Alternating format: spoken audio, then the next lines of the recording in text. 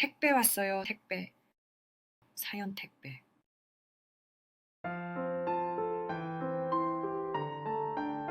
안녕하세요. 저는 30대 후반 주부입니다. 요즘 뉴스를 보면 정말 별일이 다 있죠? 그런 별일이 제게 생길 줄 상상도 못했어요.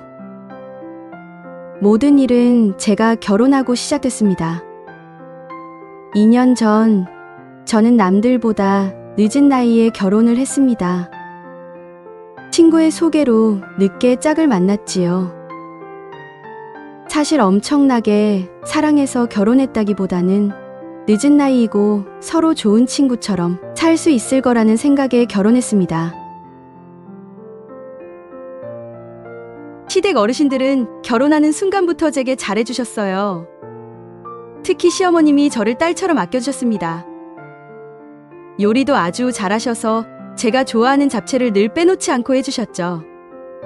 그때는 좋은 시댁을 만나서 참 다행이라고 생각했어요. 시어머니의 진짜 속내는 꿈에도 모르고요. 남편에게는 3살 터울의 형이 한 명 있습니다. 작년에 결혼했는데 형님은 저보다 1살 많았어요. 둘 다 늦은 나이에 결혼했기 때문에 임신 고민이 많았습니다. 형님은 저보다 먼저 임신을 준비했기 때문에 많은 유용한 정보를 알고 계셨어요.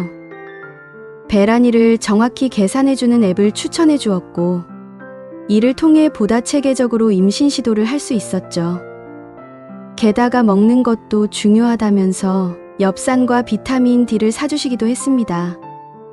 형님이 아니라 친한언니같이 저를 잘 챙겨주셨어요. 이러한 과정을 통해 형님과 저는 더욱 가까워졌습니다. 아유, 어쩜 너희는 이렇게 사이가 좋니? 다른 집은 동서지간의 사이가 나빠서 서로 안 보는 경우도 있다던데 우리 집은 두 복덩어리 덕분에 집이 더 화목해졌네. 둘이 같이 아이 낳아서 키우면 너무 좋겠다. 시어머님은 사이좋은 저와 형님을 보면서 뿌듯해 하셨죠. 그런데 시간이 갈수록 좀 이상한 것들이 있었습니다. 시어머님이 대놓고 차별하는 건 아닌데 은근히 아주버님보다 저희 남편을 더 챙기더라고요. 예를 들면 여름과 겨울에 남편이 건강하게 지낼 수 있도록 시어머님이 비싼 보약을 한 제씩 꼭 지어다 주셨습니다.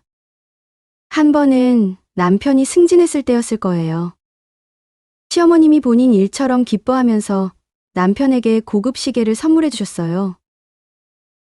몇 주 전 아주버님이 승진했다는 얘기를 들었을 땐 가족들끼리 식사하는 걸로 끝났던 것을 생각하면 좀 의아했죠. 남편 생일 때는 남편이 좋아하는 갈비 등 다양한 음식을 직접 준비해서 저희 집에 오십니다. 상다리가 부러질 정도로 차려서 저희 남편이 퇴근 후 맛있게 먹는 걸 직접 보고 흐뭇하게 가세요. 저는 아주버님에게도 똑같이 해주는 줄 알았어요. 그런데 형님과 우연히 얘기하다가 알게 되었습니다. 형님, 근데 어머님 진짜 아들 사랑이 대단하지 않아요? 저희 엄마도 저한테 그렇게 지극정성으로 못하시는데 정말 대단하신 것 같아요. 응? 뭐가? 형님은 전혀 모르겠다는 얼굴이었죠. 오히려 제가 당황했습니다. 아니, 아들을 생일 때가 되면 어머님께서 아, 전화 주시는 거? 그거야 뭐 보통 다 그렇지 않아? 동선의 엄마도 생일 때는 전화 한 통은 주시잖아. 형님의 말을 들어보니 시어머님이 아주버님 생신 때는 특별한 음식을 안 해주시더라고요. 시어머님이 아주버님보다 남편을 더 챙기는 것이 확실했습니다. 이유가 뭔지 너무 궁금했어요. 자기야, 뭐 하나 물어봐도 될까? 응, 뭔데? 자긴 어머님이 자기한테 좀 더 신경 쓴다는 생각 안 들어? 생일 때도 그렇고, 보약도 그렇고. 남편은 잠시 생각하더니 고개를 끄덕였습니다. 왜 그러시는 걸까? 아주버님한테는 그런 게 없다고 하더라고. 아무래도 내가 막내라서 그런 게 아닌가 싶어. 부모님 입장에서는 막내가 좀 더 애틋하게 느껴질 수도 있잖아. 그리고 형도 알고 있을걸? 어릴 때부터 계속 그랬거든. 내 생일 파티를 좀 더 크게 열어주시고, 선물도 더 챙겨주시고. 대학 때도 형이 양보해줘서 나만 유럽 여행 다녀왔잖아. 만약 제가 아주버님이었다면 조금 서운했을 것 같은데 아주버님은 오히려 저희 남편에게 늘 양보를 한다고 하더라고요. 그때까지만 해도 전 남편의 집이 막내를 유난히 더 챙겨주는 문화라고 생각했어요. 시어머니의 까만 속내는 모르는 채 말이죠. 어쨌든 그렇게 결혼하고 1년이 지났는데도 형님과 저는 둘 다 임신이 되지 않았습니다. 저도 초조했지만 형님은 저보다 1살 많다 보니 더 조급해 하셨습니다. 시어머님은 저희 둘을 안타까워 하셨죠. 어느 날은 저희를 부르셨어요. 얘들아, 오늘 내가 너희들 풀코스로 대접할게. 내 아버지한테 카드 받아왔으니까 오늘 먹고 싶은 거 다 먹자. 시어머님은 우리를 시내에 있는 한식당으로 데려가셨어요. 텔레비전에 나올 정도로 인기 있는 곳이었죠. 너희 둘 다 많이 힘들지? 임신이 쉽지 않다는 거 알아. 너무 조급해하지 말고 천천히 해. 정 안 되면 아이 없이 너희들끼리만 잘 살아도 돼. 내 아버지와 나는 손주 욕심 없다. 그러니까 너무 스트레스 받지 말고 건강 챙기면서, 알았지? 어머님 너무 감동이에요.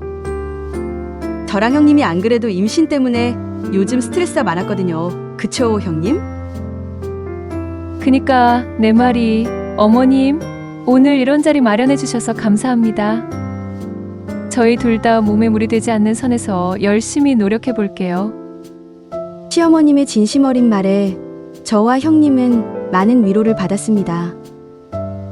이런 시댁과 형님을 만난 저는 정말 행운아란 생각이 들었죠. 잠시 후 형님이 잠깐 화장실에 다녀오겠다며 일어나셨습니다. 형님이 나가자 시어머님이 재빨리 가방에서 뭔가를 꺼내시더라고요. 약이었습니다. 둘째 아가, 이거 영양제다. 내 친구네 며느리도 이거 꾸준히 챙겨 먹었더니 몸이 건강해지더란다. 그러더니 어느새 임신을 했더라고. 내가 그 얘기 듣고 너 생각나 얼른 갖고 왔다. 큰애 보기 전에 얼른 가방에 넣어. 알약이 담겨진 약이 2통이 있었어요.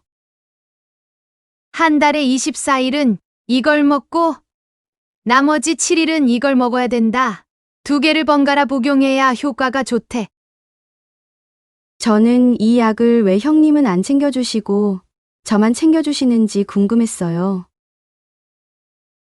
어머님 감사합니다. 그런데 형님이 알면 섭섭해할 것 같아요. 이 약 형님이랑 저랑 반으로 나누면 어떨까요? 에이그, 약은 나눠 먹는 거 아니다. 그리고 첫째는 지금 병원 다니면서 얼마나 스트레스 받는지 뻔히 아는데 내가 약까지 챙겨줘 봐라. 임신하라고 강요하는 것 같잖니? 그러니까 일단 너 먼저 먹어. 효과 있으면 그때 큰애한테 사주면 되지. 안 그러니? 듣고 보니 어머님 말씀이 맞더라고요. 저는 올해까지는 일단 자연 임신을 시도해보는 중이었지만 형님은 병원을 다니면서 준비하느라 좀 예민한 상태였거든요. 잊지 말고 하루에 2알씩 꼭 챙겨 먹어. 그 약 엄청 비싼 돈 줬으니까 효과가 좋을 거야. 어머님 감사합니다. 이 약 먹고 저도 빨리 임신해서 형님한테 선물해주고 싶어요. 형님도 임신해서 같은 애 아이 낳고 키우면 너무 좋을 것 같아요.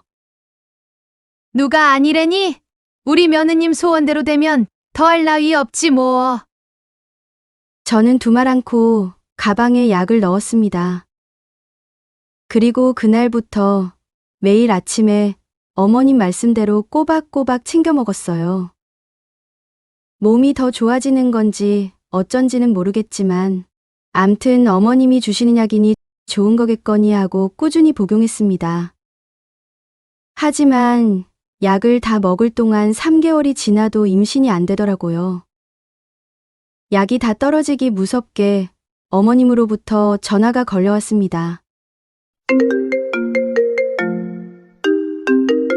둘째니 약 다 떨어졌지? 어머? 오늘 아침에 딱 끝났는데 어떻게 하셨어요? 그 약이 딱 3개월치였거든. 내가 또 받아왔어. 둘째 너네 집 우편함에 넣어둘 테니까 퇴근할 때 갖고 들어가거라. 빼놓지 말고 먹어봐.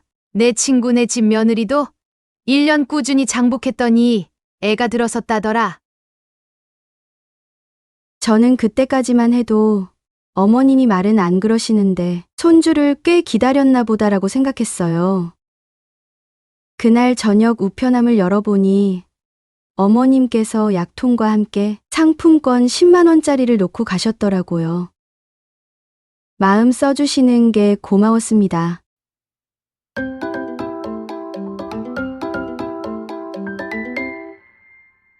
여름휴가 기간 제 친구와 부부 동반으로 여행을 갔어요. 리조트 방이 40평이 넘어서 저와 남편이 왼쪽 끝방, 친구네 부부가 오른쪽 끝방을 썼죠. 하루 종일 실컷 구경을 하고 저녁에 술자리가 펼쳐졌습니다. 물론 저는 임신을 준비하는 입장이라 술은 입에도 대지 않았죠. 그렇게 오랜만에 재밌게 놀고 있는데 불현듯 오늘 약을 안 먹은 게 생각났습니다. 잠깐! 나 오늘 약 안 먹었다. 무슨 약? 어머님이 임신에 좋다는 영양제를 사다 주셨거든. 저는 방에서 약을 가지고 나와 친구가 따라준 물에 꿀꺽 삼켰습니다. 친구는 약통을 가만히 보더니 속에 있는 약을 꺼내서 자세히 살펴보더군요. 아무래도 약 사다 보니 제가 무슨 약을 먹는지 궁금한가 보다 했죠. 그런데 친구의 입에서 청천벽력 같은 말이 떨어졌습니다. 이거 영양제 맞아? 이상한데? 응? 무슨 말이야? 뭐가 이상해? 약통은 영양제가 맞거든? 근데 이 약은 아니야. 이 영양제는 우리 약국에도 있어서 내가 아는데 노란색이야. 근데 네가 먹는 약은 흰색이잖아. 약통이랑 약이 안 맞아. 그럼 그 약국에서 약을 잘못 조제했나 봐? 약을 잘못 조제할 리가 없지. 너 이거 얼마나 먹었는데? 3개월 먹고 2달 전인가 어머님이 다시 주셨는데 이상하네? 약 좀 주워봐. 내가 내일 약국에 가서 좀 찾아볼게. 친구의 이상하다는 말에 남편도 고개를 갸우뚱했어요. 다음 날 남편과 저는 친구네 약국으로 갔습니다. 그리고 그날 제 인생에서 가장 충격적인 말을 들었습니다. 약을 보면 고유 표기가 있어. 여기 맨 앞에 보이지? 응, 무슨 약인지 데이터베이스에 들어가서 찾아봤는데 이거 피임약이야. 뭐? 그게 무슨 말이에요? 피임약이라뇨? 이거 영양제가 아니라 피임약이에요. 약통은 영양제가 맞는데 약은 피임약이에요. 일부러 속이려고 이렇게 하신 것 같은데 정 못 믿겠으면 다른 약국에 가서 물어보세요.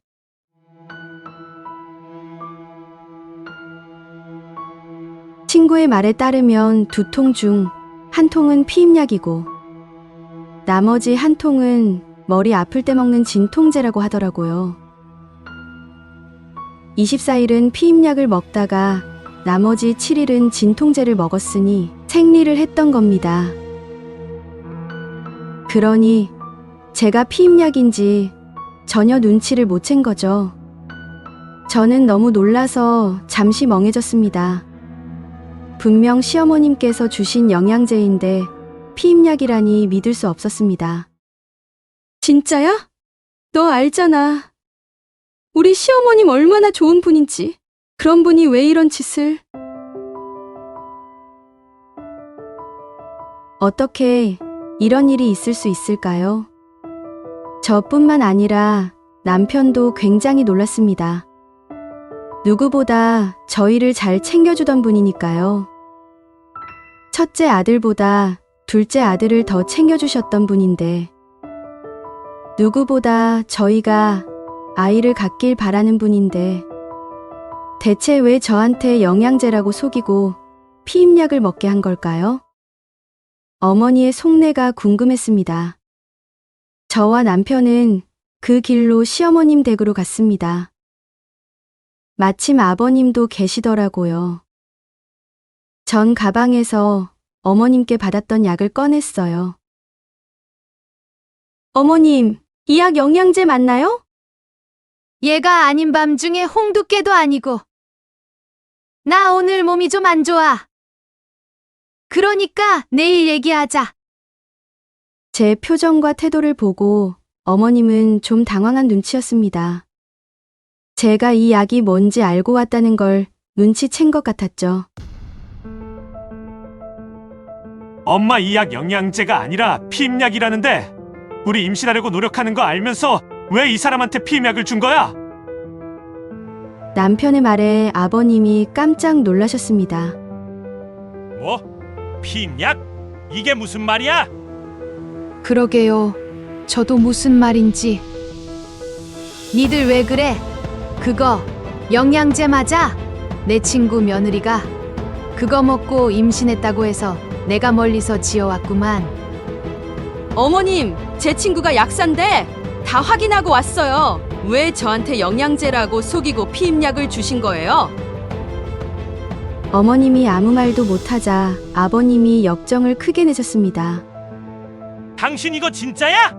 사실대로 말해! 아니, 난 무슨 말인지 통 모르겠는데. 약국 가면 알겠지. 당장 가서 직접 물어보자고! 이게 무슨 약인지! 여보, 내가 잘못했어.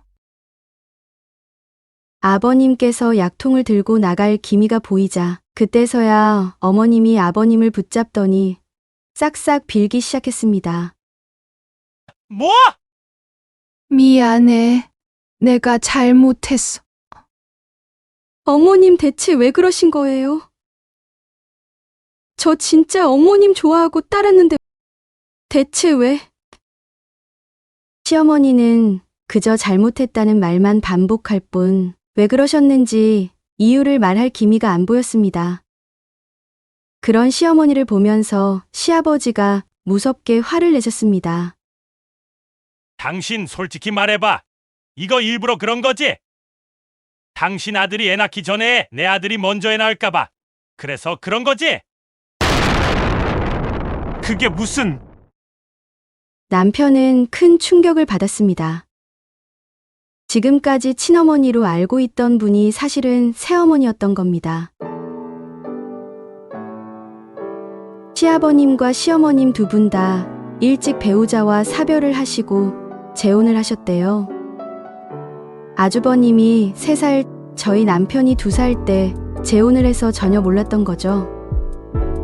어머님께서 유난히 둘째 아들을 예뻐해서 잘 챙겨주시나 보다 했는데 그게 아니었습니다. 둘째 먼저 애 낳는 게 좀 그렇잖아. 솔직히 찬물도 위아래가 있는데 큰 아들이 애를 낳지도 않았는데. 그걸 말이라고? 분명히 차별하지 않고 잘 키운다고 했잖아.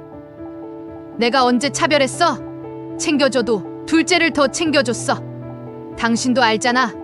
계절별로 보약에 생일 때마다 진수성찬에 내가 못한 게 뭐 있어?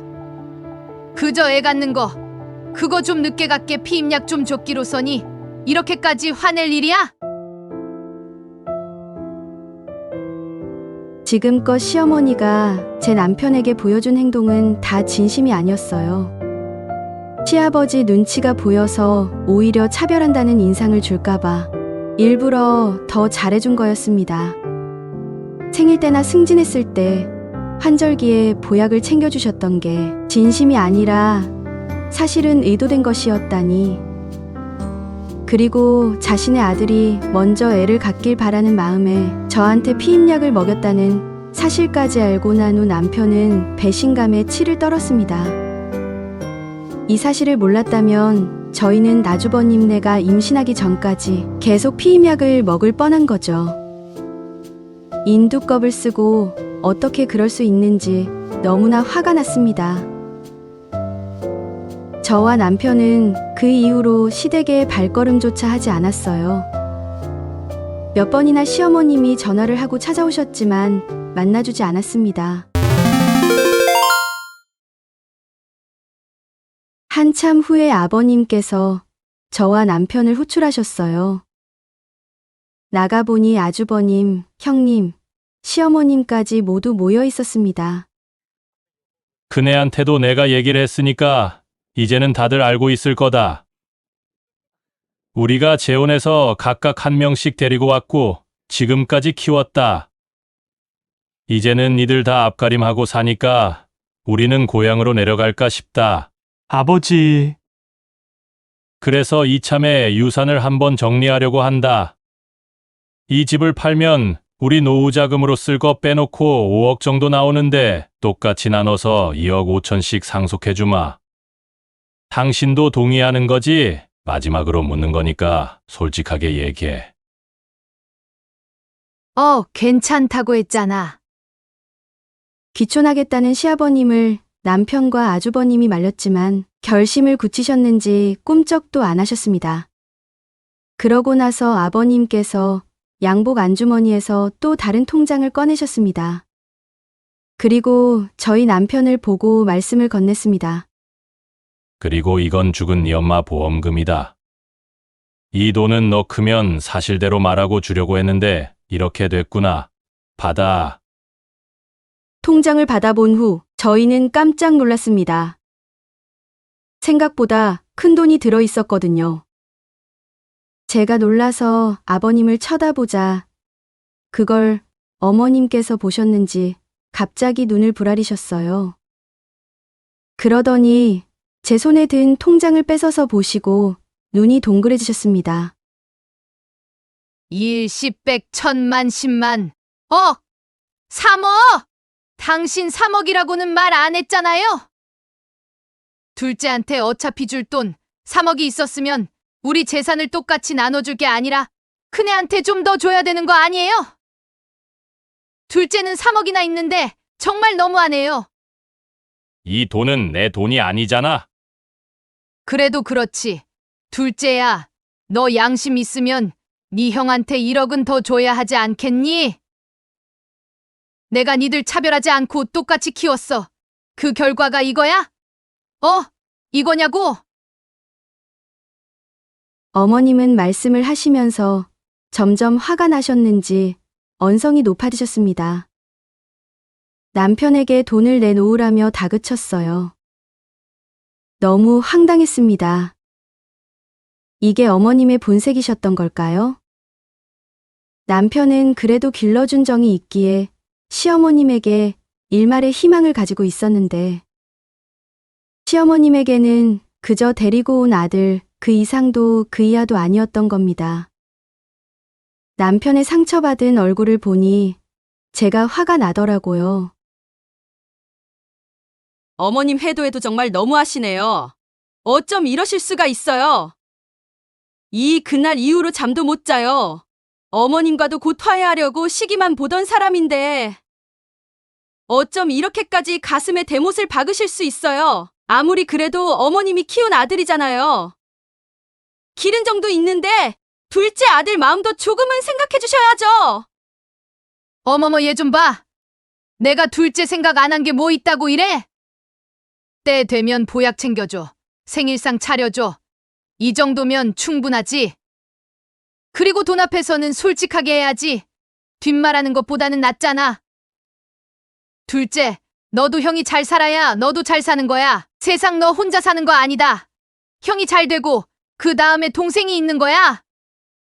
어머님은 끝까지 자신의 아들에게 한 푼이라도 더 쥐어주려고 안간힘을 쓰셨어요. 아주버님은 고개를 푹 숙인 채 아무 말씀 없으셨어요. 저는 더 이상 이곳에 있고 싶지 않았습니다. 어머님, 다시는 이 볼 생각하지 마세요. 연락도 하지 마시고 집에 찾아오지도 마세요. 더 이상 상처 주면 제가 가만 안 있을 겁니다. 오늘이 마지막이니 인사드릴게요. 안녕히 계세요. 그리고 저는 남편과 그 식당을 나와버렸습니다. 이후로 남편은 회사도 못 가고 며칠 동안 끙끙 앓았어요. 속병이 난 건지 건강하던 사람이 맥을 못 추더라고요. 너무나 속상했습니다. 이후로 저희는 시댁에 발걸음을 끊었어요. 저희는 아버님께서 물려주신 돈이랑 친어머니 보험금을 합쳐서 집을 샀습니다. 내 집이 생겼다는 게 이런 마음일까요? 남편과 저는 전에 없던 안정감이 들었습니다. 마음이 안정돼서 그런지 아이도 들어섰습니다. 아들과 딸 쌍둥이였어요. 남편이 어찌나 기뻐했는지 모릅니다. 혹시 몰라서 안정기에 접어들고 난 후 기쁜 소식을 아버님께 전하기 위해 전화를 드렸습니다. 아버님, 저예요. 뭐냐, 그래. 아버님, 저 임신했어요. 아들, 딸 쌍둥이래요. 그래. 잘 됐구나. 참 잘 됐어. 그런데 제가 임신했다는 말에 아버님께서 목소리를 최대한 낮추시면서 축하를 해주시더라고요. 잘 안 들릴 정도로요. 아버님? 잘 안 들려서요. 잠깐만, 왜 이래? 이 사람이. 그러더니 어머님이 전화를 뺏었는지 통화 상대가 어머님으로 바뀌었습니다. 그래. 기어코 임신을 했니? 참 잘했다. 내 형은 아직 임신 안 했는데 너네 먼저 임신해서 아주 좋겠어. 엄마 눈에 피눈물 내고 자식 참 잘 키우겠다. 어머님? 이게 무슨... 전화 끊어. 엄마도 아니야. 진짜 어떻게 엄마라는 사람이. 빨리 끊어. 네가 네 형한테 전화했어? 엄마랑 인연 끊으라고? 못된 놈. 키워준 은혜도 모르고. 그렇게 전화는 끊겼습니다. 무슨 말인가 했더니 아주버님이 어머님께 연락해서 화를 냈다고 합니다. 그러면서 대판 싸우고 어머니를 안 보겠다고 다시는 연락하지 말라고 했다고 하네요. 그래서 어머님이 화병에 몸져 누웠다고 합니다. 마음이 참 복잡했습니다. 저희뿐 아니라 본인 아들인 아주버님까지 등을 돌리게 됐다니 시어머님 인생도 참 불쌍하더라고요. 자기 아들을 위해서 지금까지 참고 살았는데 이젠 본인 아들인 아주버님도 화를 내고 있잖아요. 얼마 지났을까요? 풀 죽은 목소리로 시어머님에게서 연락이 왔습니다. 아가, 내가 정말 미안하다. 내가 잘못했어. 임신도 했으니 이제 우리 다시 예전처럼 잘 지내보자. 응, 미안해. 내가 진짜 요즘 사는 게 아니다. 내가 너한테 얼마나 잘해줬니? 그거 생각해서라도 다시 잘 지내보자. 임신도 했는데 마음을 곱게 써야지. 기가 막히더라고요. 저한테 임신했으니 마음을 곱게 쓰라는 말을 하면서 미안하다고 하면 그게 진심처럼 느껴지시나요? 웃기지도 않네요. 어머님의 사과 아닌 사과에 오히려 더 화만 돋궜습니다. 아주버님과 저희 남편 누구도 시어머님께 연락을 하지 않았습니다. 외롭고 서러우셨을 거예요. 하지만 결국 본인이 그렇게 만든 걸 어쩌겠습니까? 10길 물속은 알아도 한 길 사람 속은 모른다더니 정말 저희 시어머님이 그런 마음을 품고 사실 줄은 정말 몰랐네요. 어머님이 진심으로 반성하고 저희한테 사과할 날이 올까요? 글쎄요. 저는 안 그러실 것 같아요. 지금도 화병이 나서 누워 있다고 하더라고요. 저러다 시아버지까지 마음을 돌리면 어쩌시려고. 어머님 정신 차리세요. 그러다 아버님마저 도망가면 어머님은 혼자 되는 거예요.